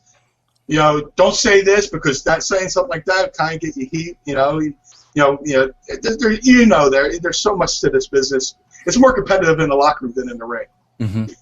But like I said, being one of the trainers there with Danny Cage and Bill Wiles from ECW has reinvigorated myself. And these kids, they're athletic. They're so athletic. We do circuit training before you even get in the ring. They're not even breaking a sweat. I mean, they're breaking a sweat, but they're not even panting. They're machines. It's just like the super athlete. And the amazing thing is they're all clean, and they look this good and they're that athletic, and through just new training methods and stuff like that, the wrestling business is getting better with better athletes. What about I agree with you because when I worked with a lot of those younger talents for 10 years that came through TNA, a bunch of them, right? And when it comes to athleticism, I agree with you 100%. These guys were elite athletes, no question about it. But where I ran into a little bit of a problem, what was the attitude. I felt, with that generation in general, I almost felt like there was a sense of entitlement, not paying dues and not going through, what you guys went through during, your generation. I mean, I really, really felt that. So like, I understand the physical, being of these athletes and where they are. Do you feel a sense of that when it comes to attitude, that has changed a little bit as a guy that clearly paid his dues, in the business? I definitely think, I definitely see where you're coming from with that, because I think there became a period where, like a guy like Al Snow broke into the business in 1982. His trainer, Jim Lancaster, was a veteran. He was surrounded by veterans who kept him in check, who kept it real. And, they broke him in the right way. Now there's so many schools out there, and guys are learning from, student A might go out, train for 6 months, and then he thinks he knows enough to go out. And now student A is training student B, and student B is not going to learn everything student A knows because student A didn't stay around for the full course. So it's the degradation of the business of, A down to B, B teaches C, C teaches D. What we're doing at the Monster Factory, we're trying to bring that back. I say we're a five-headed monster. It's me, Danny Cage, the owner, Bill Wells from ECW, QT Marshall, and Luis Martinez, who's also a student there. And we have the kids mopping floors. We have them cleaning bathrooms. We have them sweeping the ring. We have, if the walls need painting, paint the walls. We kind of try to run it like a dojo, like Mr. Miyagi style. Mm-hmm. I say if we were the panel of American Idol, Danny's, Simon Cowell, and I'm Paul Abdul. He's the harsh father. I'm the cool uncle. So but Danny, I gotta give Danny credit because he was Larry's student. Larry was his mentor, but he was also a great amateur wrestler. So he's got that drive, and he was a great wrestler, but injuries took him out of the business. So when he sees a kid messing up, he's on them even more so, because these kids have an opportunity that was taken away from them due to injury. He's like, F you. I should be still going. You have this opportunity. I don't anymore. So I'm going to, distill my, anger onto you. It's kind of like in a Taz style, because he's very old school. He's very driven. Mm-hmm. And I come along and I'm like, he's right. He's absolutely right. And I give him examples of, okay, you could do this. So we're trying to instill the values that have been lost in this business. Yeah. And at the Monster Factory, because, like you said, there is attitude out there in independence, but it's just from a lack of veteran mentorship. Yeah. Now, Brian, people watching this, obviously, wrestling fans, watch the show, and they have the they have the goals and desires to break into the business. What's their best route to go about to find out about the Monster Factory? Is it Facebook? Is there a website? How do they find out about the Monster Factory, and what type of training they could get? That's another good thing about Danny Cage is he's so social media savvy. We're on Twitter @for Monster Factory. We have a YouTube channel where you can watch our training. We have our own reality show called Monster Factory TV. So look up Monster Factory Pro Wrestling on YouTube. We're on Facebook. We're on Instagram. We're like last night while the kids were training, I'm snapping photos and posting it right to the website and stuff like that. We have our full training regimen right up there, up close on the YouTube. You can watch what we do. And like we just had a 3-day seminar for people trying out, and the cool thing is a lot of those kids watched our YouTube page and seen what we did, so they came prepared. Oh, great! Great. Yes, yeah, bro. I love the reality show aspect. How often do you shoot episodes of that? We're constantly filming. Danny went out, bought a couple cameras, and he has guys just walking around, filming everything, asking random questions. And so far we have 5 episodes of Monster Factory TV up on YouTube. They range from anywhere from 45 minutes to an hour and a half. And you see what we do. We see what we go through. There's no filter. Wow. There's no post up. It's it goes from scene to scene, but whatever's in there's in there. Yeah, see, bro, I swear, I'm not even pulling your leg. I'm not even saying this as a cheap plug. You telling me that, which I did not know about, makes me want to go watch that show, and I'm definitely going to go watch the show, bro. I love stuff like that. No doubt about it. Yeah. Yeah, Danny's a great guy, and he's doing all this stuff, and it's just reinvigorated my career. So and I love I'm giving back to the business that gave so much to me. Yeah. There's so much. I got to see the world as somebody else is dying. Yeah. I got to do so many cool things, and it'd be selfish of me just to walk away. Well, no, bro. You know what I love about guys like you, and I say this all the time. Bro. To me, the hardest position to fill in professional wrestling is the agent. Because, bro, you gotta find that guy who's in the sweet spot of, not too far removed from the business, but being able to relate to the young kids. Yeah. And that sweet spot is like, a guy like right around your age, like, bro, the Tommy Dreamers of the world, the Bubba and the Devons, all those guys are right in that sweet spot, because, bro, if they're too old, they're basically training on, what they learned decades ago that may not work today. Plus, on a mental level, they can't relate to a 20-something kid. Guys like you are in that spot. I think that is just so invaluable to the wrestling business. Guys like you are really hard to find, bro. So that's why, when I saw you over there at the Monster Factory, I'm like, because I know Devon and Bubba, they got their thing in Florida, but on the East Coast, man, that was so badly needed, and seeing you there, I think that fills the void, bro. I'm glad you brought up Bubba and Devon, because the Monster Factory is looking to link up with other schools. We're becoming friendly with Bubba and Devon. Bubba Devon, and Bubba just put the Monster Factory, Lance Storm schools, Booker T's school, and his school over on Twitter, because we need a network of good wrestling schools. A lot of times, I find this to be true, that if you say the same thing over and over, sometimes a student will tune out. So we might bring in a Bubba Ray Dudley to do we do seminars all the time. We bring in Joe Briscoe, Rick Rogers, and then X-Pac, and they come in and they say everything we've been saying. So the kids turn to us and go, "Oh, so it is true." Yeah, it's like right. Yep. Sometimes it takes hearing the same thing from another person to make the light bulb go. Boom. But you said being almost like a contemporary and training these kids. Matthew Riddle, who we brought in from the World UFC to train, he said, hey man, I used to watch you in ECW all the time, so that kind of makes it easier for me to explain things. Where like if it's somebody like in their 70s, you're like, oh yeah. Yeah, it's tough. Yep.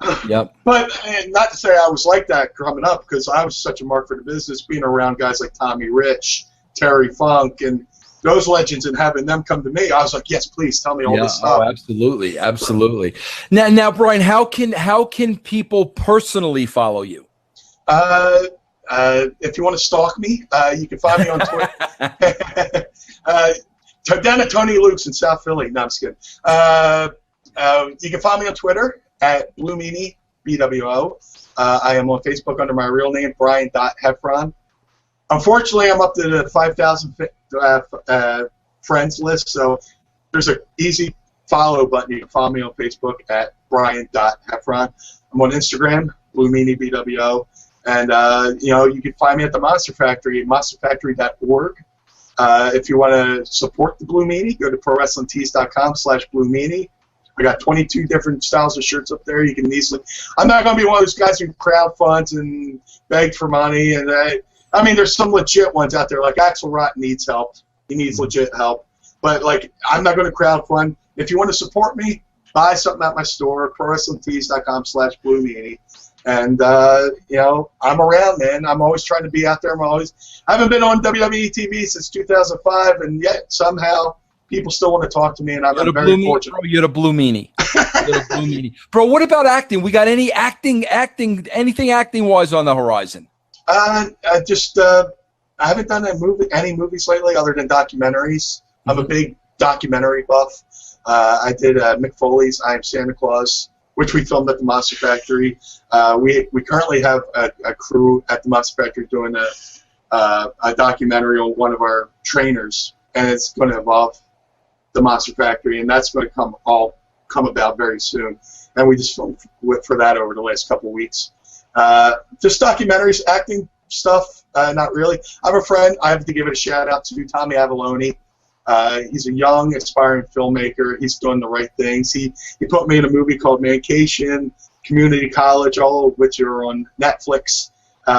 His goal was he's a big pro wrestling fan. His goal was to have a pro wrestler in every movie he ever does. and I was the first one. So and it became from having me in one movie to having me in all his movies. So if you go on Netflix, look up Mancation, you see me and Tommy Dreamer in there and stuff like that. He's a great filmmaker. He helped Mick Foley make the I Am Santa Claus documentary, which is on Netflix, which I'm a part of. So I'm very fortunate that people want to have me in their project. So, and I couldn't have it without Tommy Avalone, guys like Tommy Avalone, Len Kapusinski, who had me in numerous movies. And I got to be in one of the coolest movies, The Wrestler, with Mickey Rourke, which fell into my lap through a friendship with Judah Friedlander from 30 Rock. He called me. He's like, "Hey, I'm playing this wrestling promoter. Can I call you?" And we talked for a couple months. It's like, "Hey, I'm giving you all this stuff. If they need any extras, throw me a bone, fella." I got a call. They're like, "Hey, can you be here in 20 minutes?" I ran down to the ECW arena with my gear bag, and we filmed the scene, the heart attack scene with, spoiler alert, Mickey Rourke has a heart attack in the movie. I'm in a heart attack scene with Mickey Rourke, which couldn't have happened without pro wrestling and my friends who in the entertainment business as well. So.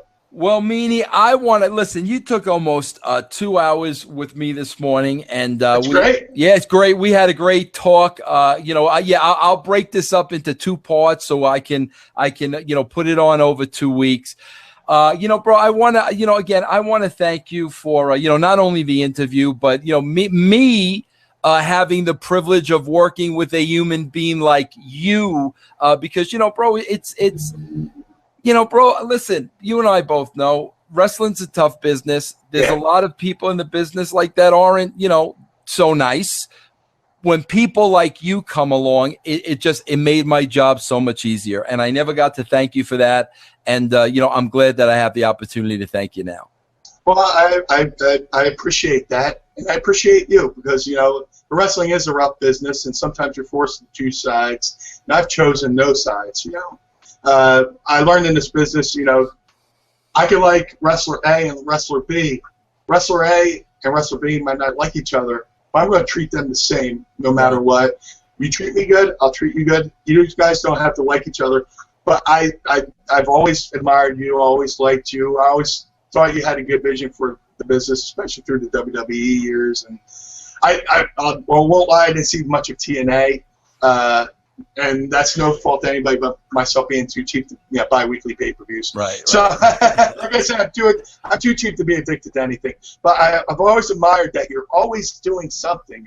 Whether you started off with the magazine, you started off with the radio show with John Arezzi, you started off with the magazines, then you got yourself in and you did the writing, and now you're doing this. You're doing the Jetsons podcast, your video. You're always doing something. Always doing something, bro. Always doing something. As are you. And listen, I want you to know, honestly, anything, bro, to promote, Monster Factory wise, anything, bro, all you got to do, pick up the phone, DM me, whatever you got to do. I could bring you on here immediately. So I just want you to know anything you want to share with us, anything you have to promote, anybody. Listen, the Monster Factory in Jersey has been around forever. I know the reputation. Growing up in Long Island, it was the place. So if you're watching this and you have inspirations to be a wrestler, it is the place to go. Brian, again, I want to thank you. Don't go yet, bro, because I'm going to sign off, but I want to give you a personal goodbye. But, once again, thank you for joining us on the show. Thank you for having me. All right, everybody, I'll be back here, next week. Catch you all on the rebound. Thanks for joining us. The preceding presentation was brought to you by the Realm Network.